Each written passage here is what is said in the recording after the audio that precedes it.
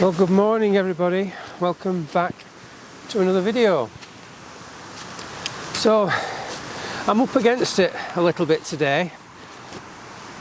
I've got limited time. It seems to be a common theme with me these days. Some of you may know, or most of you may already know, that this isn't my full-time job. This is just something like I do, like a lot of people. I just fit it in whenever I can, and for me that's usually about once every 2 weeks when I get some time to myself. I get a full day, and that's the day when I tend to want to come and scratch that itch, or itch that scratch. I think it's scratch that itch, no, itch that scratch. I'm sure that's the right way around. Comments below whichever way it is. I'm sure it's scratch the itch. Anyway, digressing. So today I'm a bit late starting the van. My van that I use for photography has got a problem. It had to go into the garage this morning at 9 o'clock, so I'm late getting going. Plus I've had to borrow my partner Ruth's car to come down here and scratch my itch, or itch my scratch. Anyway, so I've got to be back by 3 o'clock, so I feel like I'm up against time. And in my rush to get out, I've forgot to put my boots on, and the ground is sodden, so it's going to be a wet feet day today, I'm sure. Condition wise, we've had some lovely conditions recently. We've had some frost, parts of the country have had lots of snow, and I missed it on the day that I get to go out. I've missed those conditions, so what I'm left with here today is an overcast, dull day. Sounds very familiar, I'm sure. Because we've had the frost, all the stuff on the ground has been flattened, and there's no crispness to any of the leaves. They all look very wet and very unappealing, I have to say. So I'm seeing that as a bit of an opportunity, a challenge. So I've time constraints and I've conditions constraints. That's not easy to say. And what I'm thinking is that I'm still going to go for my usual triptych. I'm not going to be overly selective on what I choose for subject matter today. It's literally anything that catches my eye. Often there'll be things on it when I'm making a video that catch my eye, but because I've done something similar on the last shot, I'd leave it. Whereas today I just feel like the constraints are too strong. I'm just going to let my creativity take hold and shoot whatever appeals to me in the time that I've got. So what I would like to do today is as part of that sequence of images, assuming I get 3, is I'd like to encapsulate those within a broader scene. Now that broader scene is something I'm going to show just at the end, and my idea, my thinking is that I'm going, gosh, let me just put that. My thinking is that the images at the end are going to be overlaid behind, in front of a broader woodland scene, and my idea behind that is to give the images a bit of context. I usually present them with a black background, and I just think it'd be nice to overlay them on a nice winter woodland scene. When I say winter, I mean not snow, not frost, not fog. I mean just like a typical day today. And the idea is that it gives those images context, so you can see the conditions they were made in. So without further ado, I'd better get my skates on and go and find these images. That's assuming I can get down here without falling.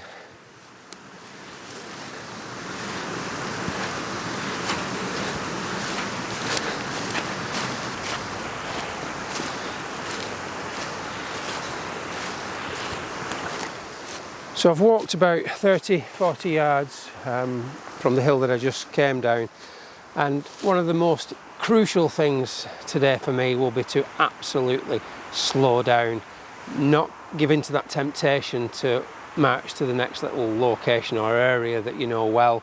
I'm just really paying attention. To be fair, that's what we should be doing as photographers all the time, but that mindset always creeps in where you sort of feel like you're not seeing anything and you want to just speed up a little bit and move a bit further along to the next section of woodland or beach or whatever it is that you normally go to. And in that time, when I did my initial intro, there was some lovely mosses on the banking, and the beech leaves had formed some beautiful shapes along the edges of them, and there was a clean transition between the leaves and the moss. And I tried lining the camera up just to have a quick look, and it wasn't quite right. I've also looked at the base of this trunk over here. There's some very interesting patterns on the trunk there, and again, wasn't quite up to the standard that I tried to get on a video. And then another thing here which I've just come across is there's some dead or decaying fern fronds just here, and they're lying flat on the beech leaf litter, and there's that beautiful contrast between the green of the ferns and the lovely sort of orangey browns of the leaves, but I can't find any in a clean location or a complementary composition that's worthy of getting the camera out.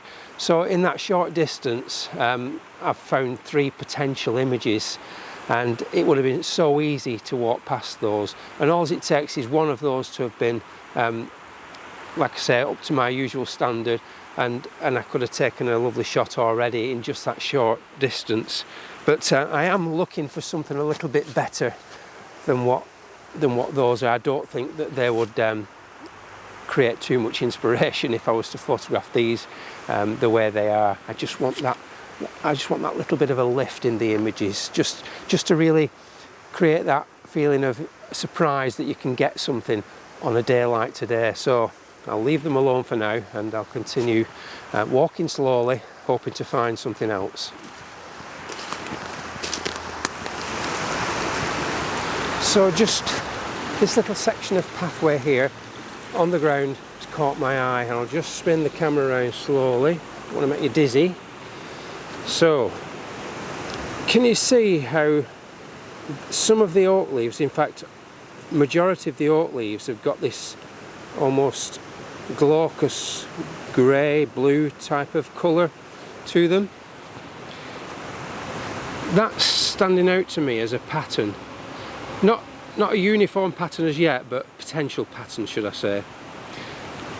The fact that you've got that contrast between those oranges of the beech and the nice greys of the oak.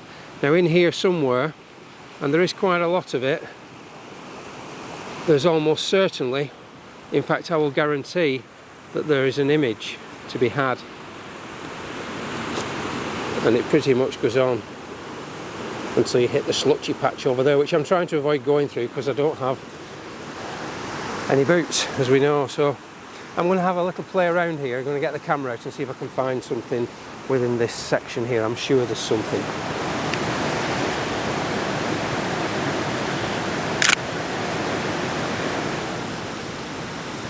So I think I've got something. I need to change my lens though, so I need to mark it. So snotty tissue. So I've changed the lens, I've got the camera all lined up. This is my 45 to 80 mm lens. It's just a standard moderate wide angle zoom, I suppose. And initially I had the macro lens on, and it was just meant that I was just working too far away with the 100 mm macro. So this just gives me a nicer working distance, and just easier all round really for this particular shot. So you can see I've got the case filter holder on, and here I've got the polarizer, the case polarizer, lots of reflected surfaces on the leaves. I can't get rid of it all because the leaves are all sorts of different angles, and wherever I turn the polarizer to, there's always going to be somewhere within the image that's shiny. Now I did consider doing a polarizer stack, which is taking a sequence of images at different polarizations, but I actually quite like the contrast that some of the shine on the leaves gives. The sky above isn't too bright, so the reflective surfaces aren't causing me problems from an exposure point of view. So the composition that I've chosen, it centers around this leaf here in the middle, and around it you've got 1, 2, 3, 4, potentially a 5th oak leaf that's all spiraling around that center point. And it's that spiral that I quite like. It's that effect of these little leaves almost framing the two beeches that are lying on top of each other in the centre there. And then everything else around the outside is, well, I'm going to say much of a muchness. There's nothing around the outside that draws your eye to it. There's no dominant features around the outside, so it enables you to really focus on that inner point. There's just one thing that I'm not happy with, and there's a little bit of a stick here, and I am going to try and remove that or snap it off, because I don't think that adds any value to the shot. It does feel like it's pretty well anchored in there, but I'll see what I can do. In terms of apertures, I'm on f16, 100 ISO. I'm using my mirror lockup, of course, and the exposure time is, I'll just tell you, 3 seconds. So I shall put that image on now. So this image really didn't turn out quite as I'd hoped. I think in hindsight it was, on reflection, it was a case of being too keen to get the first shot too soon, and as a result of that it's a reasonable image, but it's not to the standard that I would like to have expected from this location.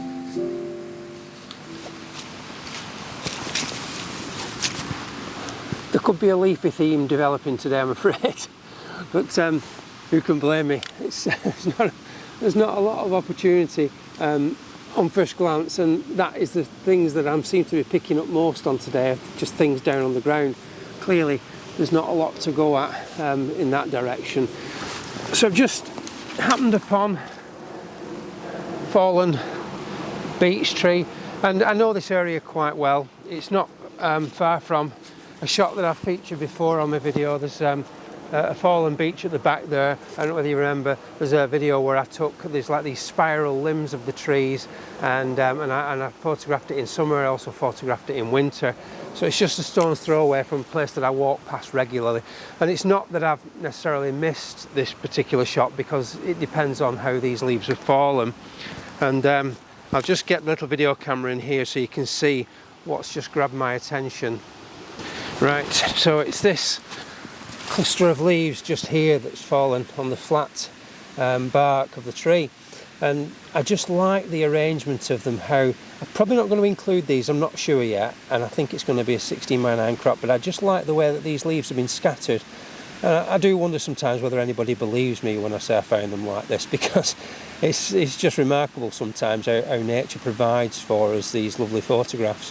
But the leaves just literally aren't overlapping at all, and that's the sort of thing that's really grabbed my attention. You could argue that these two down here are a bit close perhaps, and I could nudge one that way, but I'm not going to do anything. I'm going to leave it as it is. But I like these two. That one forms a base potentially, and then they culminate in this knot hole here, where you've got another leaf just landed in the centre there. And that's a beautiful composition. The other thing I'm going to remove are there's some fine strands dotted about that I'm just going to take out, because they don't add any value to the shot whatsoever. So there's another one down there I'm just going to have to root out with a bit of a twig or something. But what a nice little composition. And again, I think it's going to need the polarizer just to assist it a little bit, just to get rid of those reflections. So I'm going to get the camera on that straight away and have that one in the bag. Right, if I can get into position without getting too muddy, too awkward. So I've spent about 20 minutes on this image lining it up. It wasn't easy. I've already done the tidying up bits, got that all done and dusted. Quite happy with the composition now. It took a bit of tweaking, it wasn't easy at all. This is a focus stack, and the reason being there's quite a bit of height to that point there. It's probably a similar height there. This leaf here is much lower down in the composition, as is this point here in the knot hole, which is quite low down. So you have quite a bit of variability in the height of the image. So like I say, it's a focus stack. I'm using my 120mm macro lens, and of course I've got the case polarised on just to reduce a bit of reflection. I'll try and get this camera on the back of the stills camera now, so I can just talk you through the composition, because it was really critical just to get it absolutely perfect. I did take a shot initially and then realised I'd made a bit of a blunder, and I'll point that out now. So there's my final frame, just brighten it up just a little bit there. As you can see, I've got the leaves going on a lovely diagonal through the frame, and it took me quite a while because of getting the tripod on the tree's quite slippy, and getting the angle of the camera to create that diagonal was not easy. Now the blunder that I made was, if you look at this top leaf here on the left hand side, there's an additional bit of the knot hole that almost echoes the shape of the leaf, and I failed to notice that at first, and I think that's a really important part of the image to include in. It just helps to frame the leaf, and what I'd done initially was I'd just chopped the tip off it. I hadn't noticed it being there. As you can see all around it, it's lovely and clean, all the bits have gone, and it's a very, very simple, pleasing image. And it's not overly obvious here, but yeah, this section here is much higher than this leaf down here on the right, and also the one at the top left. So like I say, it's a focus stack probably of about 7 images, something like that. This is f16, 100 ISO, and it was 1/3 of a second. So I'll put that image on now.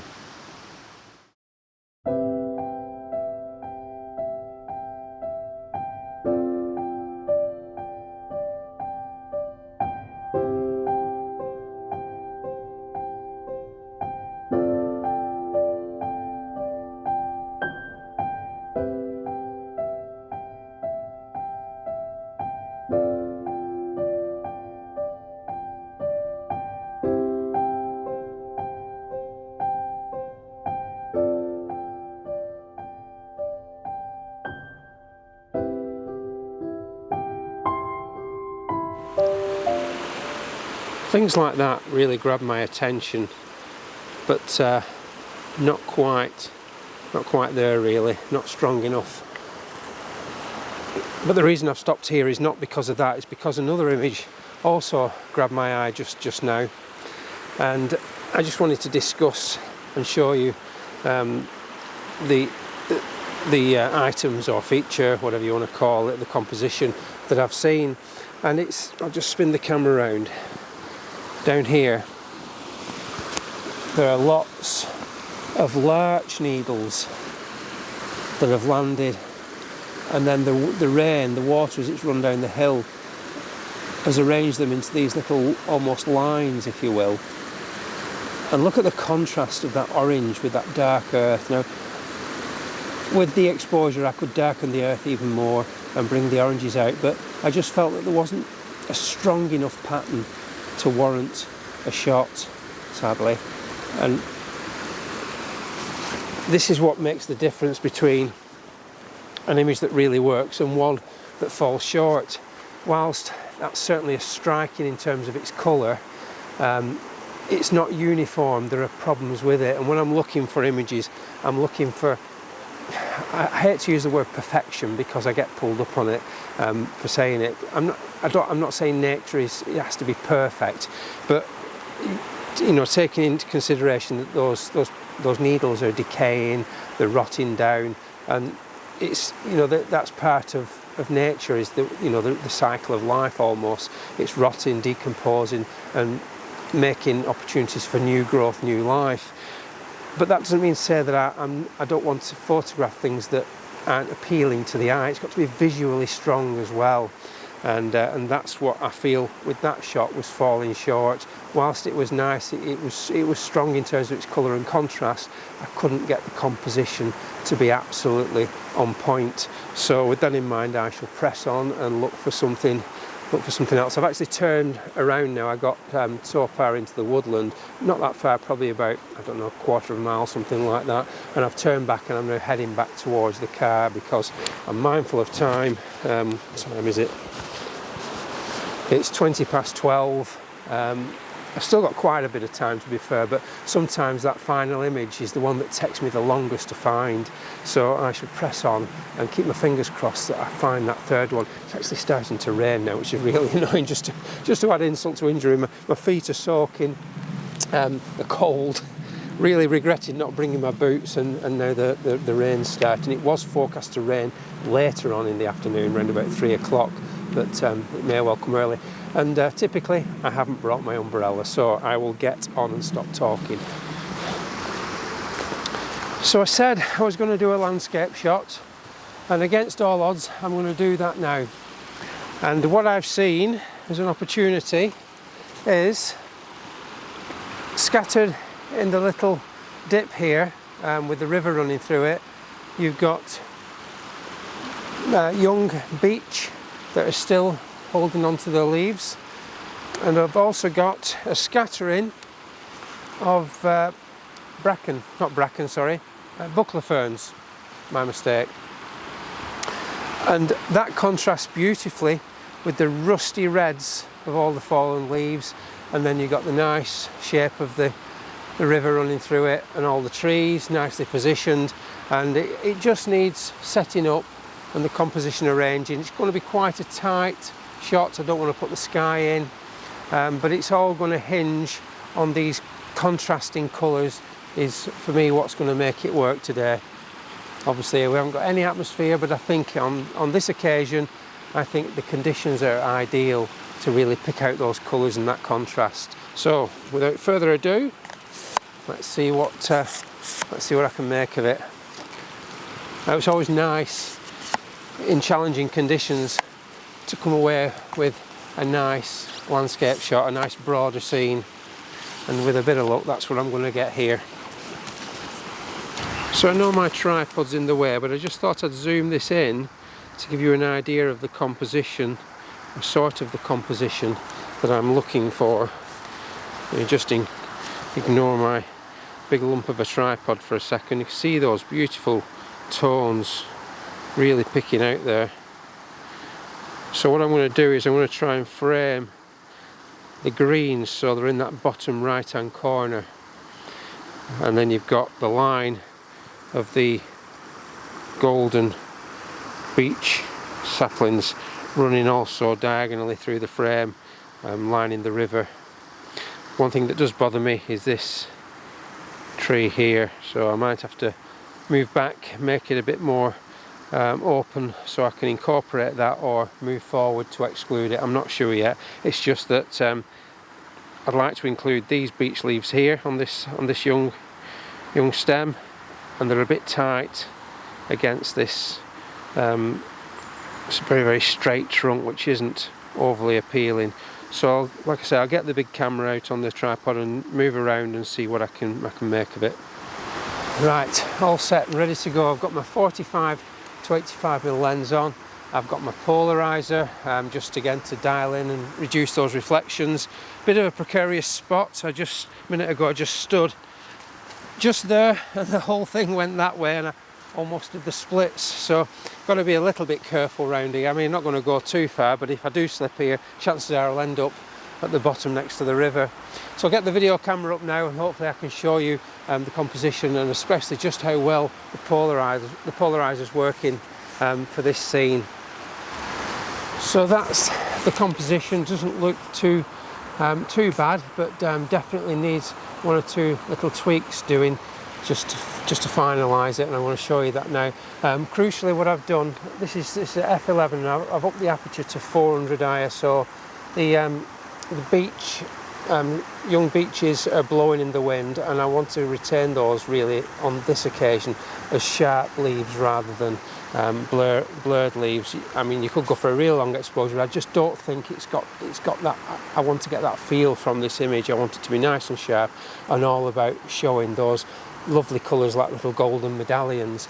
But the most important part on this is the polarizer. If I just change that round, you can see now, look at that, just how those leaves on the beeches and those ferns really pick out.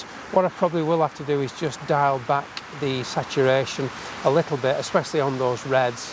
But what a difference. And you've got the nice diagonal of the river on the left hand side there taking you through the image, and if you look right at the back, you'll see there's a nice arrangement of colour at the end of the frame as well. But just look at all those little flashes of colour, you know, taking you through the image, that visual journey. Really, really nice. But what a difference that polarizer makes. Just look at that. Night and day, really is. So I shall put that image on now.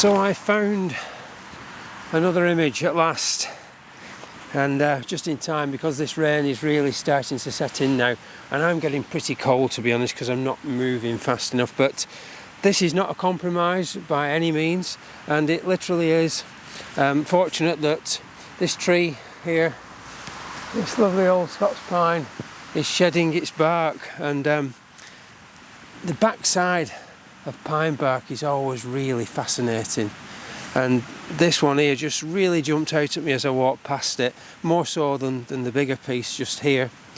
And it's just filled with the most beautiful shapes and colours, tones, and irresistible really. So I've quickly set the tripod up, as you can see, nice and parallel over the top of it. Again, it's been pretty frequent use today has been the polarizer. I've got it on again just to remove a bit of the sheen, not all of it, I have to say, because it's nice to have sometimes that little bit of depth to the image, and the polarizer can often flatten off that by just removing those shiny areas. So it's nice sometimes just to play around with it, to leave some in. It can often be the case that you need more than you think. So it's very, very simple, right over the top, and I've just selected a section of the bark there that's really nice and tidy. There's no scars that are unsightly, should I say. There's one or two bits here and there that I definitely don't want in the frame, and it just makes for a really nice pattern picture, and I think it'll work well with the other images that I've taken today. I'll just quickly show you the composition on the back of the camera, but just so you know, it's a 4-second exposure. I'm back on 100 ISO because this is definitely not moving during the exposure. At f16, my 120mm macro lens. I'll just show you the composition now. There's not really much to talk about. It is just the arrangement of the shapes to create something that's quite repetitive in a good way, and just is really easy on the eyes, a pattern picture. So there's my arrangement. As you can see, I've left, like I said, there's some shiny areas still being retained within the frame. I just felt that brought it to life. I personally didn't like it when it was flattened off. It just looked quite dull by comparison. If I just move the camera around a little bit now, you'll see what I meant by areas that are a little bit unsightly. And just shouting that up there, you can see there's this hole here at the top which I've avoided, and there's a similar one just down at the bottom there as well, which I've also avoided. So I've been careful with my composition just to exclude those, to end up with something that looks very similar to that. I probably can't get it back to the exact same position now, but it's somewhere around about there. So I'll put that image on now.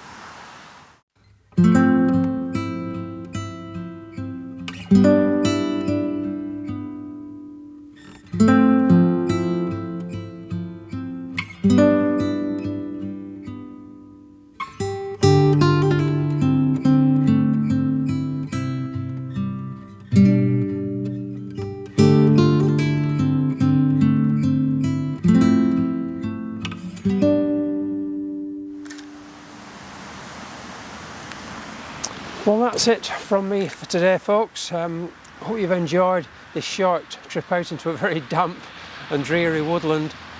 I'm going to put all the images on now. I've got 3, which is what I plan to get. I think they're all of a pretty decent standard, and of course I've got my landscape image as well, my woodland landscape image that I wanted.